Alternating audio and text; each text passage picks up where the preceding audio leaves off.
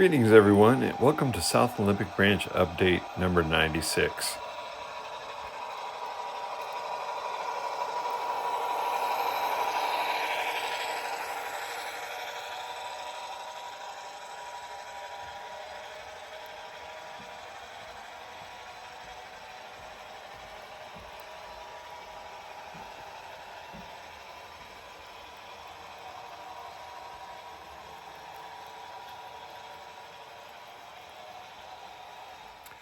You know, we just had the Boeing employees model train swap meet here at Kent this last weekend, actually yesterday, I should say. And my friend Russell Kerr met me over there, and he and his wife had been working on some trees. I've been kind of struggling with making some evergreen trees that I really liked. And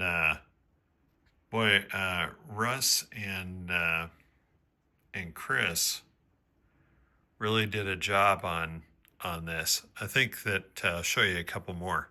There's another one they did. It's leaning a little bit, so that's not their fault. And then there are three more over here. This one, that one back there, and this one. And I really think they're fairly new at this tree making thing, but I tell you, I really like the results. I told Russell that these were,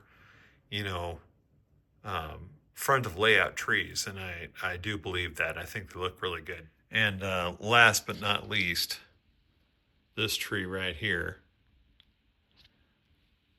right there, and this little one right over here. So I think that these turned out really nice. I like what they did to the trunk, which, admittedly is hard to see on a picture, but I think looks really good in person. And it makes a nice addition to the trees here. There's some commercial trees in here, and then there's like this super tree that I created out of the Scenery Express material. I think that looks pretty good, but I'm pretty happy with these.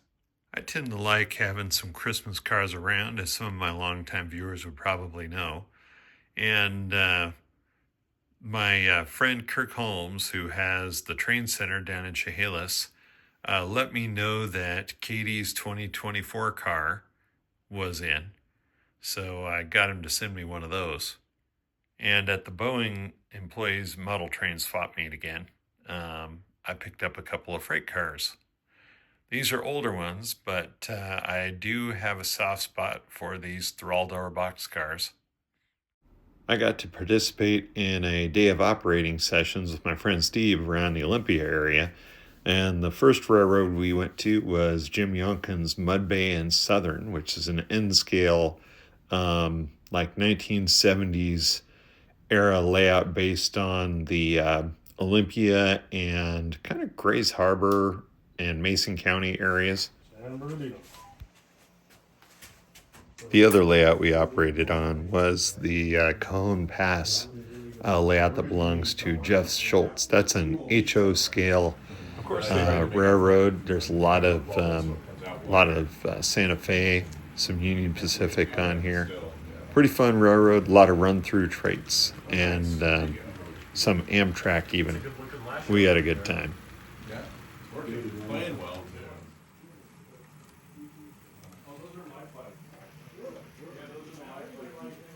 I was going to say these are... Pretty sure those aren't any of the new stuff, but they work all right. Everybody just had most of his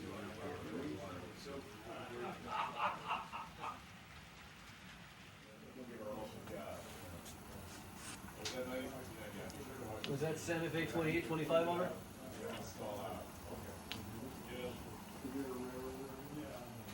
West or east? Thank you. I gotta start from scratch now. Yep. So there's car capacity. Wait,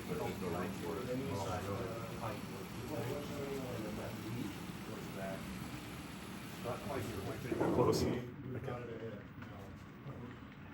Copy. UP 6044 to the, Oh, yeah, there it goes. Okay. Mystery? Mystery. Yeah, this is, UP 6044, we're Good. sitting at, Okay. West Cajon. Dispatch, Santa Fe 2825. 2, 3, 4, 5 pickups and a whole lot more drop-offs. That's right, dispatch. Okay, so 48. most of them stop there. 48 over. I am the clear running drop off. Copy, you clear, can you say? Flying too damn much.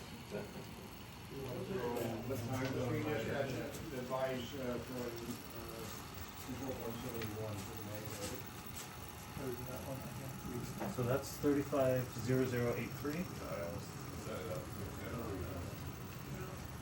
9058. UP 219637.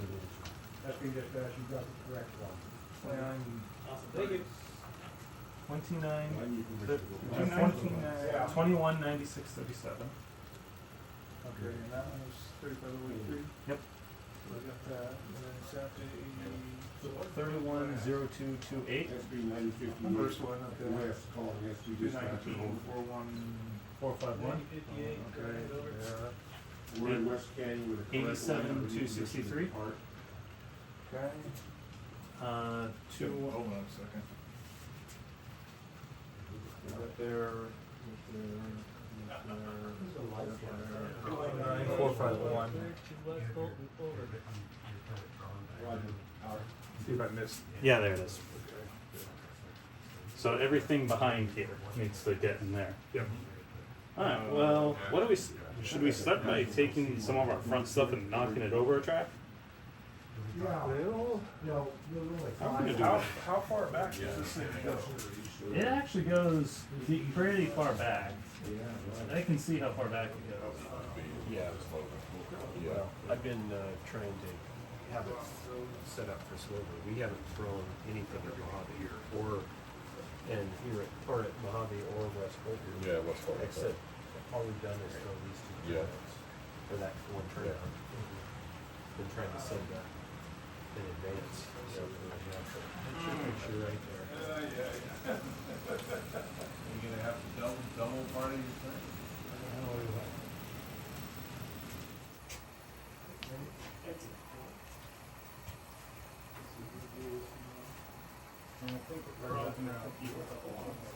The August blog post, which is actually not very many of that, is the annual photo survey of the railroad. When you go in on the blog.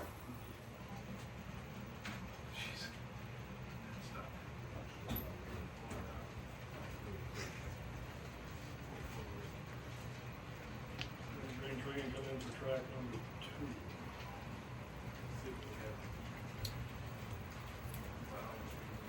Track 2. You're not a grain train. No, you are not a grain train. I'm the app. He said grain train. Apple. I said I grain said train. apple. I don't know what a grain train is. I'm the. Okay, stand by. What do you- You're not going to ruin my scene by doing that, so.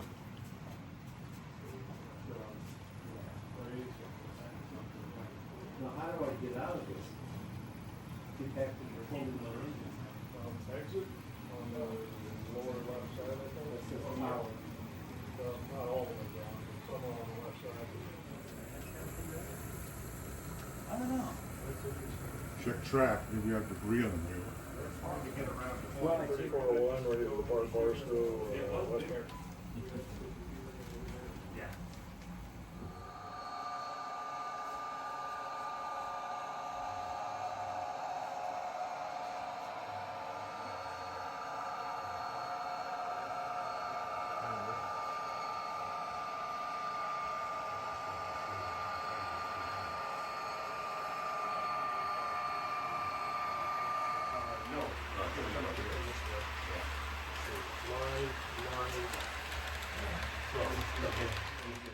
So many moons ago, I discovered steel coil cars, and I had found a couple that were made by a company called Red Caboose that I don't think is around anymore.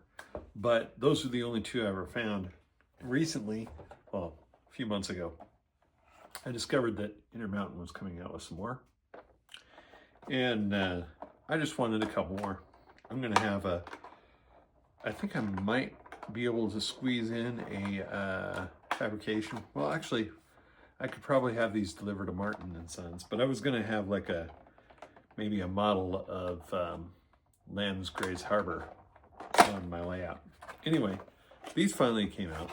I don't know how long they'd actually been pre-ordered because I didn't know about them right away. So this one of them, I got two of these cars, but they look the same. So I'm just going to show you guys the one. Anyway, pop open the shell here. Let's take a look. I'm hoping that they won't be quite as fragile as the Red Caboose ones. I think some pieces on top of my Red Caboose cars ended up being pretty easy to break. These kind of look like they might be there too. See? The hoods are a little different. I'll have to show you the Red Caboose car to see. This is pretty light, but it looks like, but they've included some mock-up steel, what looks like a mock-up steel coil. Look at that, looks like a mock-up steel coil. And if the hood comes off, what do you know it does? You can set that steel coil in there, and that'll add a bit of weight to the car. So I'll have to try running those. Looks like we got some decent couplers. Those might even be KDs on there, on these Intermountain cars. And I'll just show you, I'll flip them up so you can see the underbody details pretty good too. Yeah, I think that's a good looking car. That'll be a fun thing to run. So there's the new car and there's the old car. You know, both are, I think, legitimate models of the prototype. I definitely have seen coil cars with that round hood and coil cars with the squared off hood, although these seem to have a pretty close road number range, which makes me wonder. But anyway.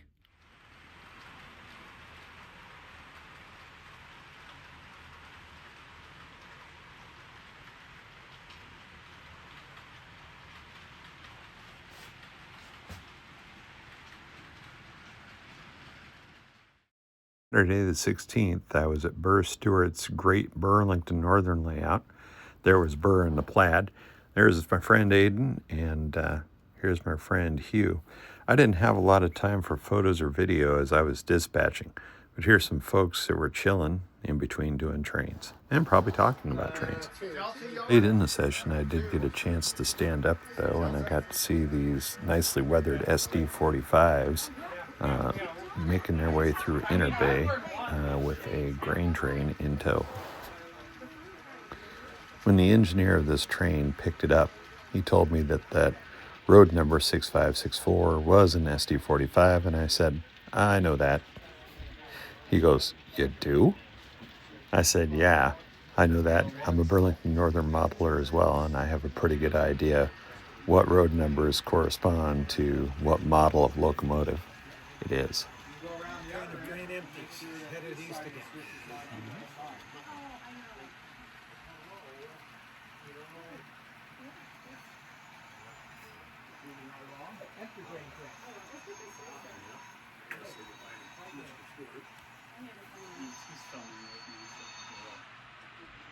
And once again, there's our gracious host, Burr Stewart, taking the opportunity to get some video of a fine-looking grain train.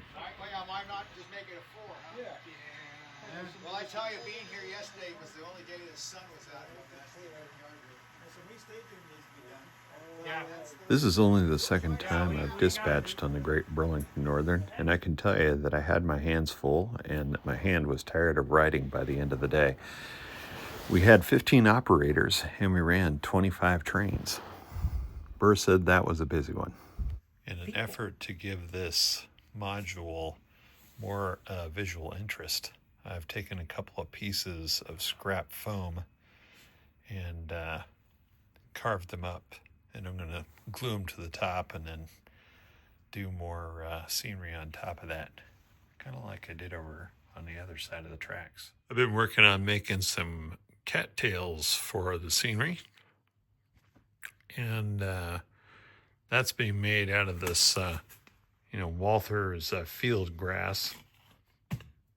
I'm cutting those up and just using some of the Eileen's tacky glue and putting little pieces of it together. I plan on, like, when this glue dries, I plan on cutting this one and seeing if I can get a third chunk out of that. Here's some of those cattails planted over here by the tracks on the layout.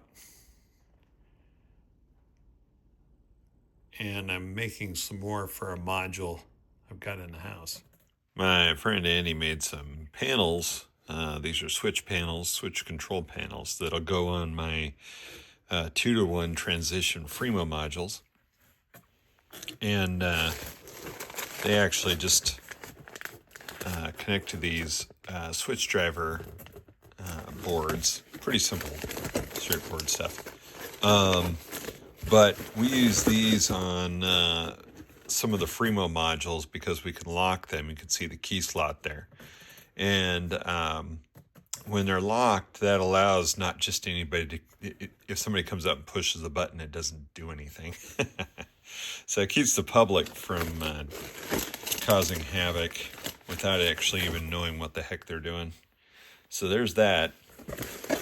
I'll get around to installing those, but it's just too darn cold in the garage right now. So I'm kind of ignoring that at the moment, but I'll get to it. Because I need to do some work on the modules to cut some holes in them and such. Then I decided to add one more throttle to my home layout stuff. And so I've been looking at one of the TCS UWT-50s for a while. And it comes out of the box without a knob on it. They put 2 knobs in the box. Not quite sure why they put 2 knobs in the box, but I guess I'll take a look at the manual and see what that looks like. These use Wi-Fi as well as the 100 that I have, which is that throttle right there. You see this one's a little smaller than the 100, and it also has a place to tie in a little lanyard to keep it in your hand if you happen to lose your grip on it. So we'll get that set up and check it out. So the manual didn't say anything about why there's 2 knobs, but I chose one and stuck it on there. And then now I think I'll install the lanyard and the batteries, and we'll see if we can hook it up to the system. Nothing too exciting. Just pop open the thing here and take the stupid plastic wrapper off the batteries. Okay. One weirdly named battery installed. And another one. And the cover back on. I decided to hold off putting the lanyard on it for the moment. And we're getting the startup screen. And I'm going to skip the tutorial, I think.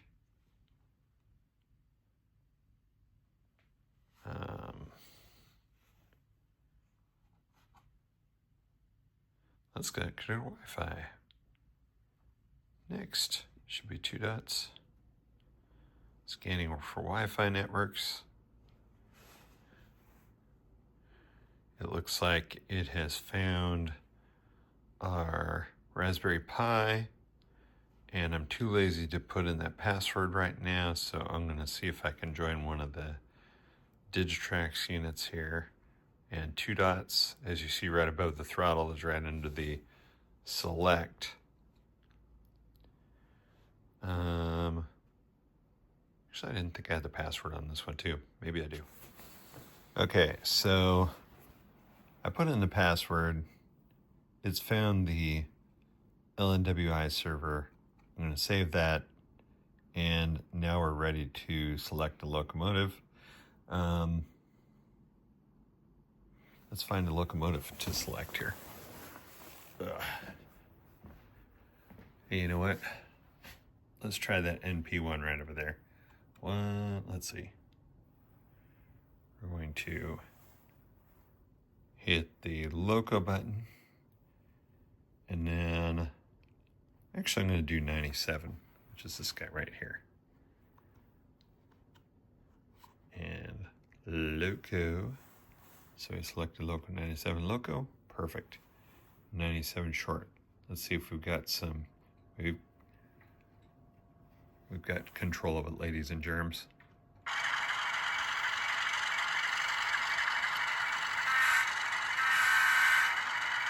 Yep. Are we ready?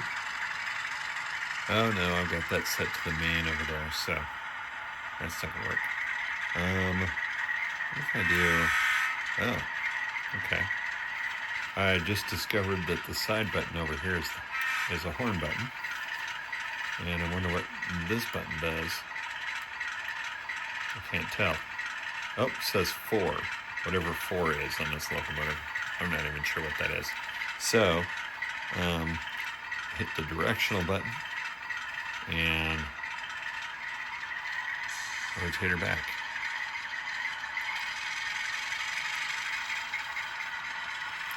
Now this is an encoder model. They have a potentiometer model too, but I wanted this to be free spinning in case somebody got excited and didn't stop at the stopping point. The encoder model, I'm noticing, has a little bumpy feel every time you feel a little notch.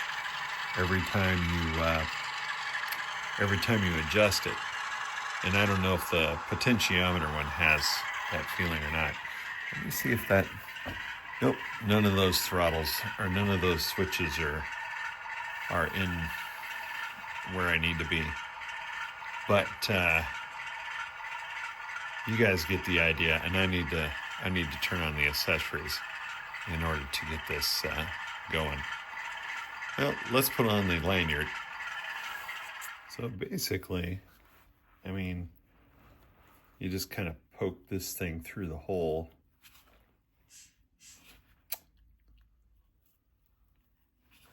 Shoot.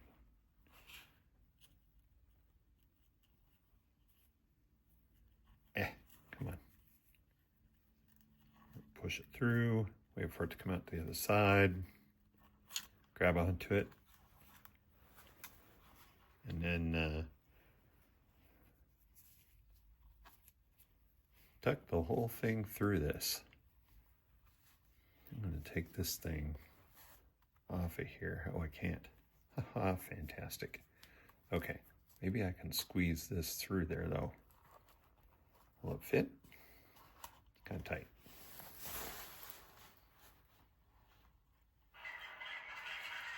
Oh.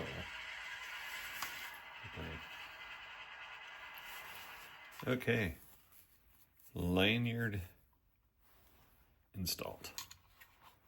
So you can change some of the buttons on the UWT50. All these buttons down here with numbers on it, with little dots on them, and these little triggers on the side, I'll call them triggers, like this one here and this one here. Those not only have a up and down function, but they also have a push-in function as well. I set the 4-dot one because of the way it's positioned. I thought it'd be interesting to try that as the horn. Like that. The UWT50, like its bigger brother in the UWT100, has a built-in flashlight. So you access that by going to the menu and hitting 0. Kind of handy if you want to see if wheels are on, you need to see that coupler, or you need to see if the wheel's on the rails. And of course, to turn it off, you hit function 9 and it shuts down.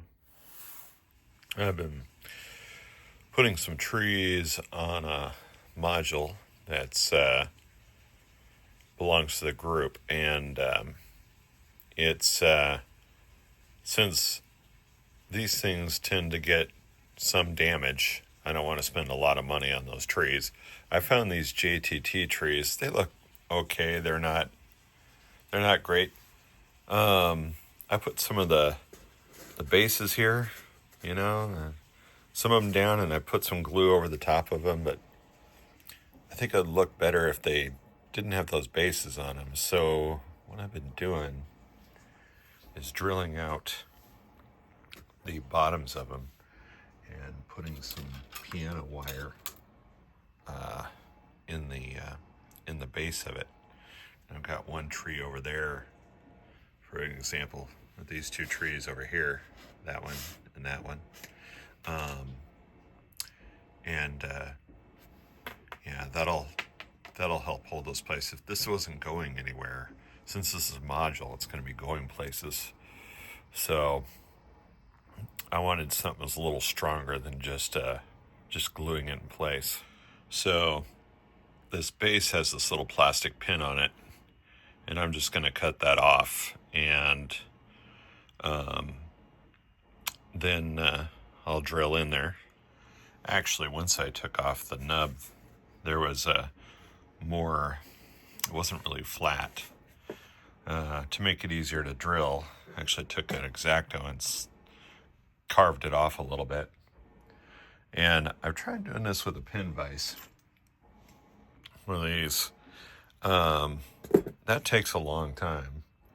So I decided to try using my drill with a 1/16 bit. And doing that seems to work pretty good. So I'm going in there about 3/8 of an inch, and I've got that done. So I'll pull the tree off and glue the piano wire in with the CA. I know I mentioned this before, but if you're going to do a lot of cutting of piano wire, you want to pick up some of these pliers. I remember exactly what they're called, but they're made by Xeron, and you can find them on Amazon. They're like $20, but again, if you're going to cut a lot of piano wire, you really want to do that because you'll destroy any other pliers that you use, trust me. So I lay a little CA on the piano wire and put it in the hole. It's just a little bit loose, but that's okay because it's just a gap filling material, and it'll make it nice and solid in a minute. Okay, I've got a couple more trees ready to be planted. Let's have some coffee here. Oh, hey, I almost pulled a Mary. Pulling a Mary is leaving like a 1/4 inch of coffee in my cup and letting it get cold. And yes, she does know that that's a thing. You'll notice that this one isn't straight. That's okay. It doesn't need to be. Its only purpose is to provide strength to this tree so it doesn't fall over when the module's in transit. I decided to try some new product, Martin Welberg WBM003. And when it first arrived, I had to order it from Scenery Express. I thought, okay, this doesn't look quite as good as it does in the picture. And then I was reading the instructions, and I thought, well, I'll try like sticking it on part of this module. I did that, and I mixed in some Woodland Scenes ground foam around it. One of the handiest things, oddly enough, was the fact that it's about the size of a sheet of paper, and I was ripping it into pieces, but I was using the straight edges along this module here, and that was just kind of handy. But when I mixed in some of my Woodland Scenics foam stuff in and around and on top of it, I like the combination. It's pretty good. I don't know if it'll be like one of my favorites, I wouldn't say that, but I'm definitely going to be able to get all my usage out of it. And this last month has been extra busy. That concludes this episode of my South Lip Branch Update series. Until next time, hope you guys are having good holidays and having fun out there. Stay safe, and I'll see you again soon.